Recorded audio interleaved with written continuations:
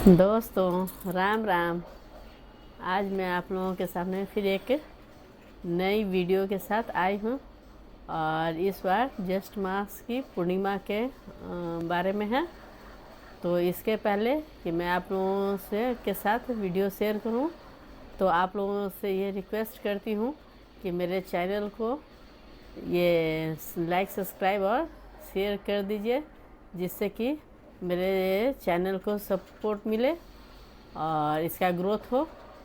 और ये आपके सपोर्ट के लिए ये करना ज़रूरी है, मुझे आप लोगों की सपोर्ट की ज़रूरत है। और एक बार फिर से राम राम। और इस पूर्णिमा की तिथि का जो वीडियो अब मैं बात कर रही हूँ पूर्णिमा की, तो ये पूर्णिमा ज्येष्ठ मास की पूर्णिमा। देखिए, पहले तो पूर्णिमा के बारे में बात कर लूँ कि हर महीने में एक पूर्णिमा होता है। जैसे महीने में दो पक्ष होता है, एक शुक्ल पक्ष और एक कृष्ण पक्ष। कोई भी महीना कृष्ण पक्ष से शुरू होता है तो 15वां दिन पे अमावस्या तिथि आती है और फिर 15 दिन के बाद से फिर से 1 2 3 ऐसे करके जो गिनती चलती है, जो तिथि चलती है, तो एक कम हो गया, द्वितीय तिथि हो गया, तृतीय हो गया, चतुर्थी, पंचमी, षष्ठी, षष्ठमी, अष्टमी, नवमी, दसवीं, एकादशी, उसके बाद द्वादशी, फिर प्रदोष हो गया, फिर चतुर्दशी हो गया और पूर्णिमा हो गया। तो अंतिम 15वां दिन जो शुक्ल पक्ष की 15वां दिन की तिथि को पूर्णिमा तिथि कहते हैं। और ये पूर्णिमा तिथि पूर्ण तिथि माना गया है। इसमें देवताओं का पूजन होता है। जिस तरह से अमावस्या तिथि पितरों की तिथि मानी जाती है, उसी तरह से पूर्णिमा तिथि देवताओं की तिथि मानी जाती है। हालांकि इस दिन भी देवताओं के निमित्त भी दान होता है और पितरों के लिए भी दान पुण्य पितरों के निमित्त भी होता है। तो इस बात का हम लोगों को ध्यान रखना चाहिए कि अगर पूर्णिमा की तिथि है या किसी भी विशेष तिथि में होता है तो थोड़ा सा उस दिन पूजा पाठ में थोड़ा सा टाइम ज़्यादा लगता है, इसलिए सुबह सवेरे ही जगना चाहिए, जितना अधिक सवेरे हो। कहने का अर्थ है कि अगर सूर्योदय से पहले अगर जग जाते हैं तो थोड़ा सा ये हो जाता है किसी भी काम को करने का मौका, क्योंकि घर में भी कुछ काम रहता है, दैनिक कार्यक्रम जो होता है, काम का दैनिक काम काज होता है, उसको करने के बाद है जैसे स्नान ध्यान दान, ये सब पूर्णिमा का तिथि माना गया है। लेकिन स्नान के पहले भी कुछ काम रहता है, जैसे घर झाड़ू बहारू, कुछ किचन चौका का काम होता है, वो सब भी नहाने के पहले करना ज़रूरी रहता है। तो इसलिए थोड़ा सवेरे ही जगना चाहिए, प्रयास करना चाहिए कि सवेरे ही ये बिस्तर छोड़ दे और फिर जो भी घर का डेली का काम काज हो उसको निपटा कर स्नान के लिए, अगर घर में स्नान करती हैं तो भी, और अगर नदी सरोवर में स्नान करती हैं तब तो फिर उसके लिए जाना ही पड़ेगा। देखिए, ये ज्येष्ठ मास की पूर्णिमा जो है वो काफ़ी खास पूर्णिमा सभी ही माना गया है, खास ही पूर्णिमा होता है। और पूर्णिमा इस बार जो है ज्येष्ठ मास की पूर्णिमा, इसको कि ये वट पूर्णिमा भी कहा जाता है, क्योंकि ज्येष्ठ मास में माता सावित्री का जो ये होता है, वट सावित्री का पूजा होता है। तो ये पूरे महीने समझिए कि उन अमावस्या तिथि में भी होता है माता सावित्री का पूजा वट वृक्ष में, और किसी किसी जगह में पूर्णिमा तिथि में भी होता है।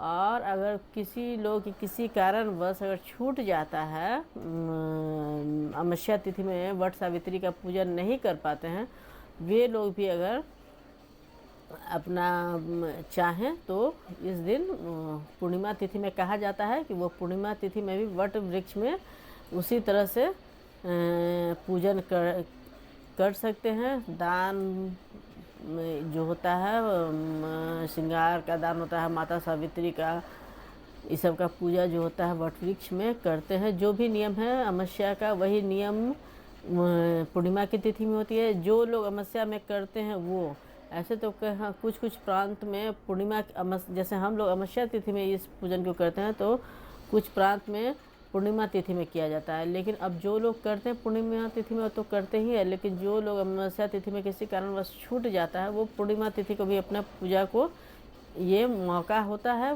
कि उसमें वट वृक्ष में पूजा कर सकते हैं।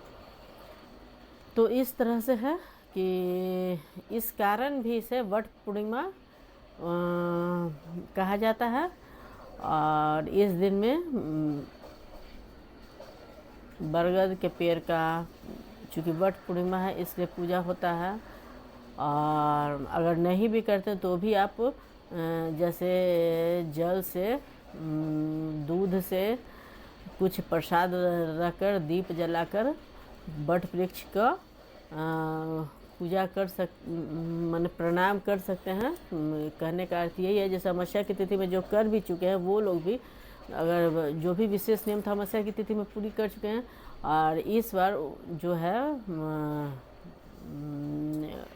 पूर्णिमा के दिन वट सावित्री पूर्णिमा के दिन जाके मैंने कहता कि दूध से बरगद के पेड़ को वट वृक्ष को सींचना बहुत ये होता है, शुभ होता है। चाहे पीपल वृक्ष को, तो चूँकि वो दिन वट पूर्णिमा है तो उस दिन अगर आसपास में वट वृक्ष उपलब्ध हो तो आप उसमें दूध से गंगा जल से अगर संभव है गंगा जल आपके पास है तो उपलब्ध है तो आप गंगा जल से दूध कच्चे दूध से गाय के दूध से वट वृक्ष को सींच सकते हैं, पीपल वृक्ष को सींच सकते हैं।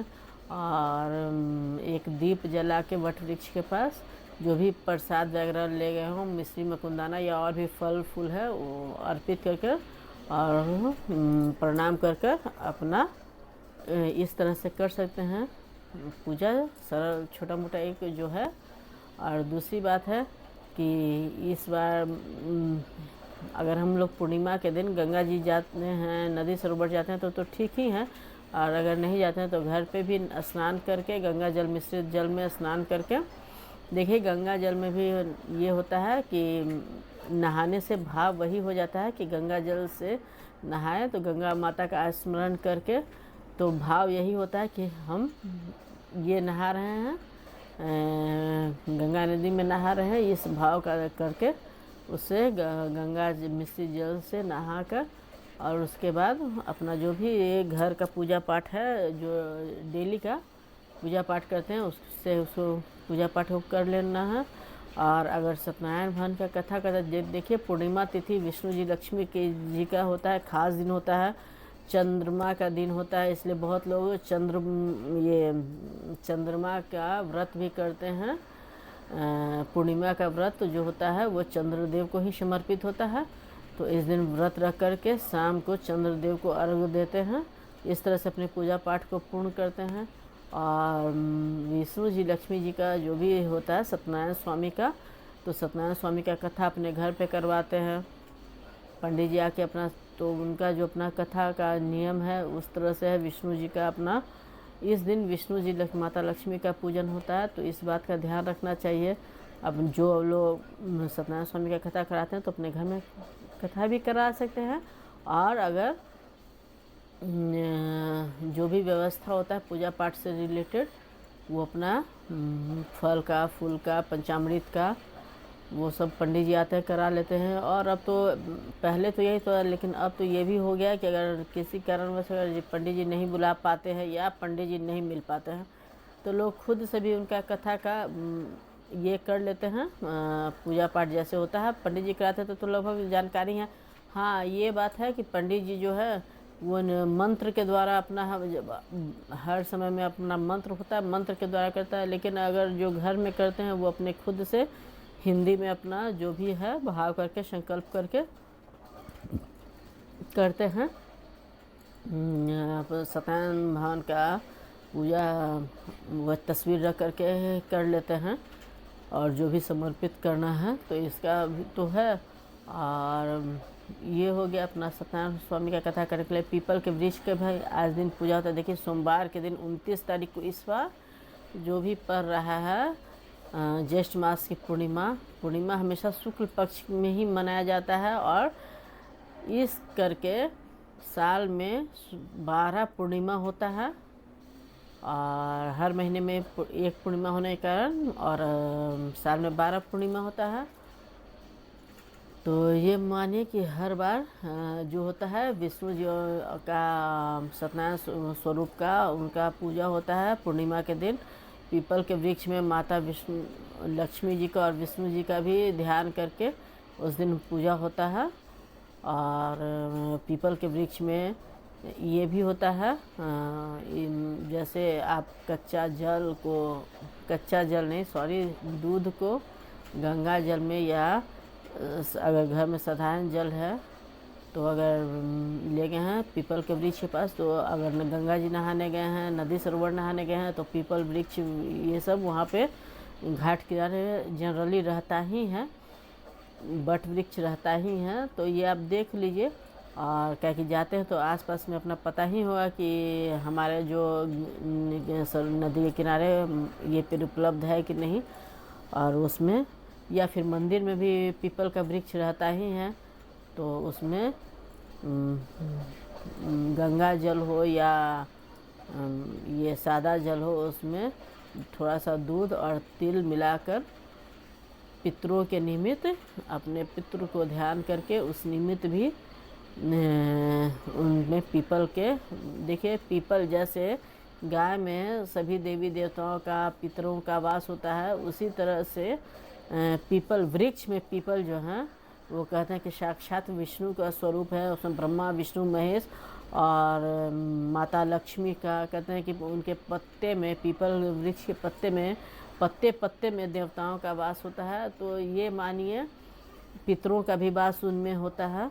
तो यही कहा जा रहा है कि जैसे बताते हैं सब कि उनमें अपना पितरों का ध्यान करके और जल को उनमें दे देना है पीपल वृक्ष में।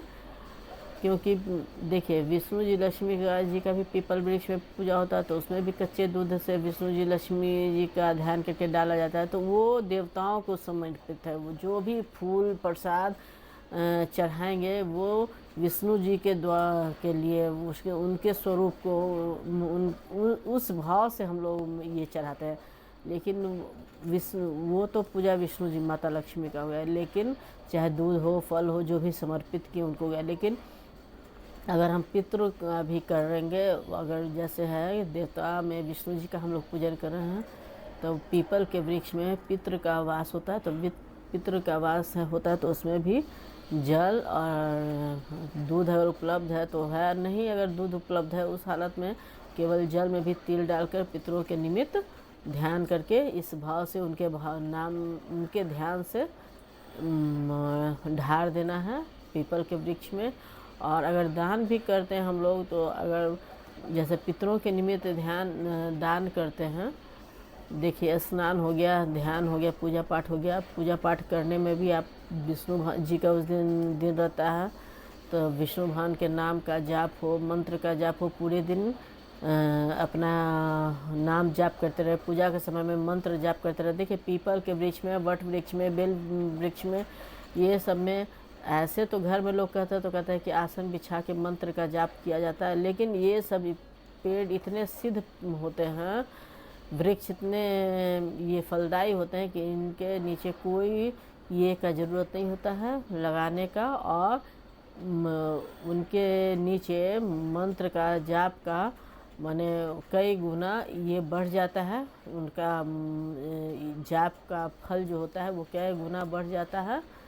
तो इस समय अगर पीपल के वृक्ष में अगर हम लोग जब पूर्णिमा के दिन विष्णु भगवान का, तो वहाँ पे हम लोग उनके मंत्र का जाप कर सकते हैं, और जितना हो सके संभव पूजा करते करते या थोड़ा सा ऐसे भी बैठ के वहाँ पे उनके भगवान के जो कोई भी मंत्र हो ठीक है उसका हम लोग जाप कर सकते हैं। और क्योंकि ये सब मौका आता है तो जितना भी हो, ये नहीं है ऐसे तो गिनती 108 का मंत्र का अगर माला लेके लोग करते हैं तो 108 करते हैं। लेकिन अगर ऐसे पूजा पाठ करने के दौरान भी मंत्र जाप अगर पीपल के वृक्ष के नीचे कर ले तो वो भी बहुत माने ये बात है। अगर घर में माला पे अगर करते हैं तब तो बैठ के आसन लेके 108 का तो एक माला होता है, तो इस तरह से कर लेना सही है। तो ये बात आप देख लीजिएगा। और उसके बाद पूजा के बाद भी अगर हम लोग नाम जाप कर सकते हैं तो वो उस नाम जाप तो सभी कहते हैं, मैं भी अपने वीडियो में बराबर कहती हूँ कि नाम जाप आप जब भी मौका मिले पूरे दिन में आप नाम जाप कर सकते हैं। उस माला जाप के लिए विशेष माने साफ, अब नहा धोवा कर लोग साफ़ सुथरा कपड़ा, धुला हुआ कपड़ा, खींचा हुआ कपड़ा, धुला हुआ कपड़ा का अर्थ ये नहीं है कि धोबी के यहाँ का आया हुआ कपड़ा कभी नहीं पूजा पाठ में पहनना चाहिए। घर धुला का कहने का अर्थ है घर का जो साफ़ सुथरा कपड़ा होता है, खींचा हुआ कपड़ा होता है, धोला हुआ हम लोग धो के रखते हैं, उस माने कपड़ा का शुद्ध भाव से जो रखते हैं उसी को पहन के पूजा पाठ किया जाता है।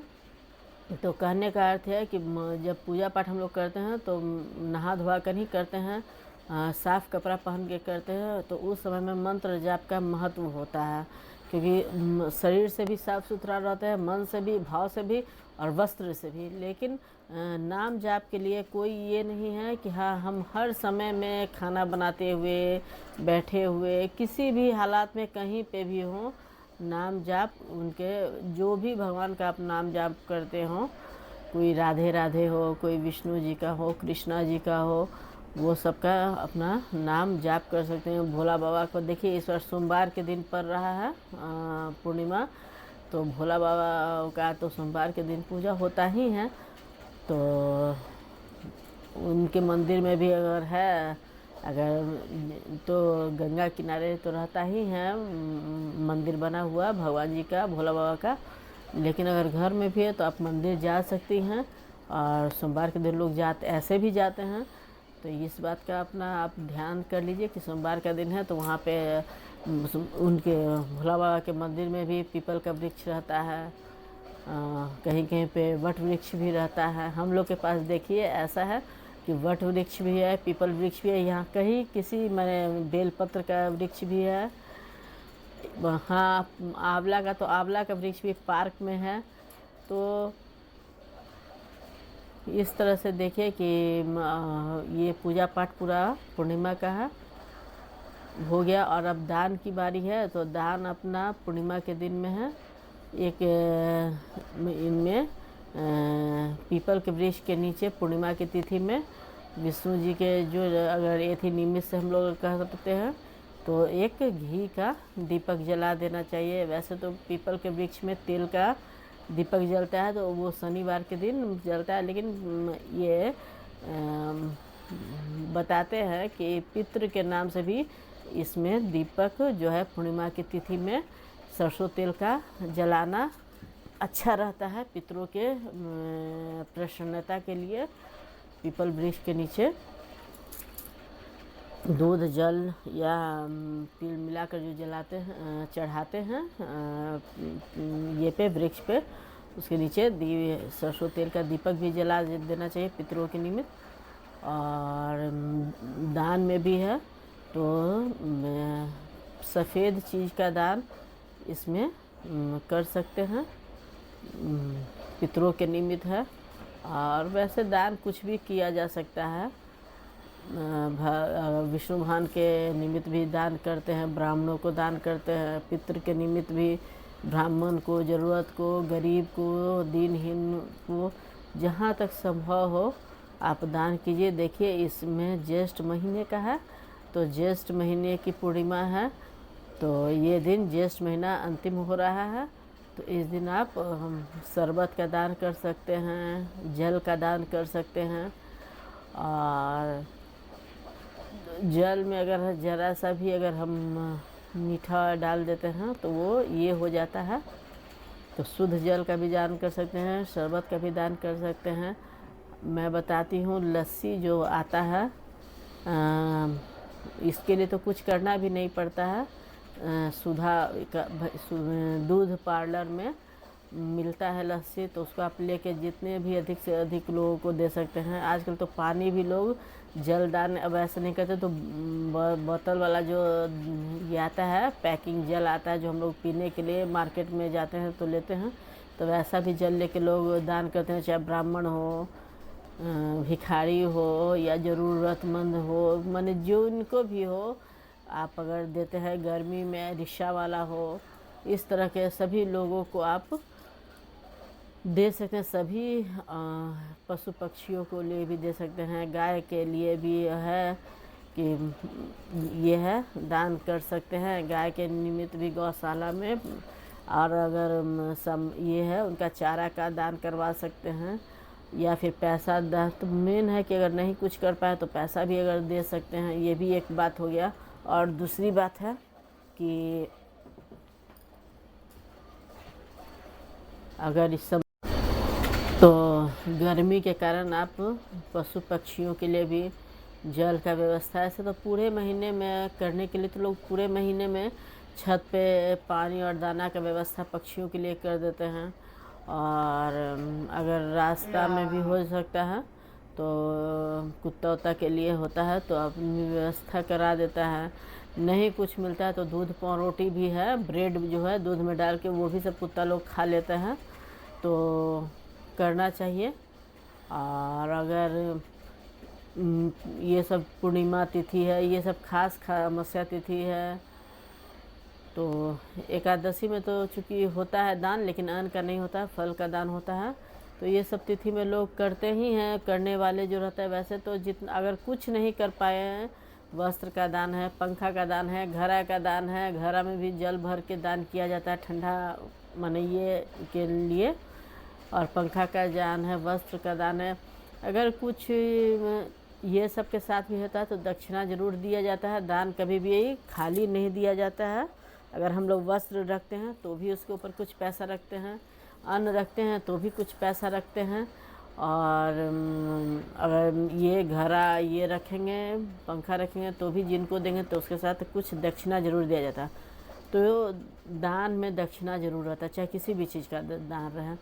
लेकिन अगर कोई चीज़ का व्यवस्था नहीं है और हमको मान लिया दान है, तो उस समय में माने उस भाव से जैसे जितना में लगभग आ जाता है, हम लोग देखते हैं कि हाँ तो उतना 50 रुपया 100 रुपया या और जितना भी हो सके, वो तो अपनी कहने की बात ये नहीं है, ये तो अपने सामर्थ्य के अनुसार है, अपनी श्रद्धा की बात है। तो उतना आप दान सिर्फ पैसे का भी माने इसी भाव से कि अगर हमारे से कोई व्यवस्था नहीं हो पाई है तो ये भाव रख के उस पैसे का दान कर सकते हैं। उसका माने कहिए कि उसका सभी चीज़ उसमें सम्मिलित हो जाता है कि हाँ जोन जोन का भाव हम लोग रखते हैं, अन्न का हो या वस्त्र का हो, उसी अनुसार उसमें उसी अनुसार उतना पैसा रख के दान कर दिया जाता है। और देखिए दान, ब्राह्मणों का दान का भी एक विशेष महत्व है, तो वहाँ ज़रूरतमंदों के दान का भी ये है महत्व। तो अगर होता है तो कुछ ब्राह्मण के निमित्त कर दीजिए, ब्राह्मण के लिए ब्राह्मण को कर दीजिए, और कुछ गरीब है जो दीनहीन है, दीन दुखी, उनको कर दीजिए। और कहा जाता है कि जैसा ये सब इंसान का अपना इससे कर्म बनाता है वो अपने, तो जैसा भी हो सहयोगात्मक रवैया के अनुसार समझिए कि हम लोगों को एक दूसरे का सहयोग करते हुए ही ये होता है। तो ये हो गया दान की बात। तो आप दान, यही बात है कि पितरों के निमित्त भी करिए और देवता के निमित्त भी करिए। और दूसरी बात है कि अगर पंडित जी को भी दान करते हैं तो पंडित जी से आप संकल्प करा लीजिए अन्न का, वस्त्र का, धन का, कि पंडित जी आप हमको ये दान का संकल्प करा दीजिए। कहा जाता है कि संकल्पित दान ज़्यादा श्रेष्ठकर होता है, पंडित जी करवा देते हैं। और ज़रूरतमंद को तो खैर ऐसे भी आप दे सकते हैं। देखिए संकल्प करके कोई भी चीज़ का वो विशेष माना जाता है। जैसे पूजा करने में विशेष पूजा जब होता है विशेष दिन का, तो संकल्प करके ही विशेष पूजा को किया जाता है। उसी तरह से अगर विशेष दिन में अगर हम लोग दान करते हैं तो पंडित जी से इसका संकल्प करवा लेते हैं, दान का संकल्प करा लेते हैं, तो पंडित जी दान का संकल्प भी करवा देते हैं और इस तरह से करके ब्राह्मण को दान कर सकते हैं, पंडित जी को दान कर सकते हैं। अन्न का हो, वस्त्र का हो या पैसे का हो, ठीक है। और इस तरह से दान का भी काम ये हो गया। और दान दिन रहते कर देना चाहिए। और जो पूर्णिमा का व्रत कर रहे हैं, ये 29 तारीख का जो सोमवार का ज्येष्ठ मास की पूर्णिमा है, तो इस दिन जैसे कभी 2 दिन पड़ जाता है तो व्रत की पूर्णिमा किसी दिन और किसी दिन हो जाता है दान की स्नान और दान की पूर्णिमा। लेकिन ये पूर्णिमा 29 तारीख को जो है, इस दिन व्रत की भी पूर्णिमा है, स्नान ध्यान और दान की भी पूर्णिमा है। जो भी व्रत करेंगे ये चंद्रदेव का, वो भी 29 तारीख को ही शाम में लगभग 7 बजे के लगभग में है। सुबह से ही इस बार पूर्णिमा 29 तारीख को सुबह से ही है। ब्रह्म मुहूर्त के ये है, पहले से ही है शुरू, और ये पूरे ये तक है, पूरी रात ये पूर्णिमा है 29 तारीख को। तो 38 तारीख को जो भी है पूर्णिमा का, अगर कोई व्रत करते हैं चंद्रोदय के, तो वो 30 तारीख को सूर्योदय के बाद अपना पारण करेंगे। और वही है 7 बजे के लगभग में वही समय है चंद्रदेव के अर्घ का जो देते हैं। तो वो अपने व्रत करने वाले चंद्रदेव का जो व्रत करने वाली हैं, वो उस समय में अपना उनका चंद्रदेव का पूजा पाठ अर्घ देंगी। और उनका पारण जो है वो 30 तारीख को सूर्योदय के बाद होगा। और इस तरह से जो है यह पूर्णिमा काफ़ी श्रेष्ठ पूर्णिमा है। और इस पूर्णिमा में भी हम लोग ठंडे चीज़ों का दान, फल का है हो गया, जैसे कि खरबूजा, खीरा, ककड़ी। और खरबूजा जो है इस समय का विशेष दान माना जाता है। और वही सब है कि जो कि दान करना है, ब्राह्मण को, गरीबों को अपना है। और अनाज का, अन्न का दान भी जरूर करना चाहिए। अन्न का दान कहा जाता है कि महादान है। पूर्णिमा में होता है दूध का दान, चावल का दान। देखिए सफ़ेद चीज़ का दान पूर्णिमा में होता है, जो कि ये होता है चंद्रदेव के निमित्त होता है। इस बार सोमवार है, शिव जी का भी है, तो सफ़ेद चीज़ आप दान करिए। तो उसमें दूध है, चीनी है, चावल है, तो यही सब है। ये सब चीज़ का ध्यान रखिए। और इस तरह से आप लोगों को ये वट पूर्णिमा, ज्येष्ठ माह की पूर्णिमा की हार्दिक बधाई हो। और इसी के साथ मैं एक बार फिर आपको ये करूँ कि अगर मेरा वीडियो आप लोगों को अच्छा लगता है तो प्लीज़ आप लाइक, सब्सक्राइब और शेयर कीजिए। मेरे चैनल को आगे बढ़ाने में सपोर्ट कीजिए, आगे बढ़ने में सपोर्ट कीजिए। और इसी के साथ राम राम। मैं फिर अगली बार किसी वीडियो के साथ आप लोग से मिलूँगी।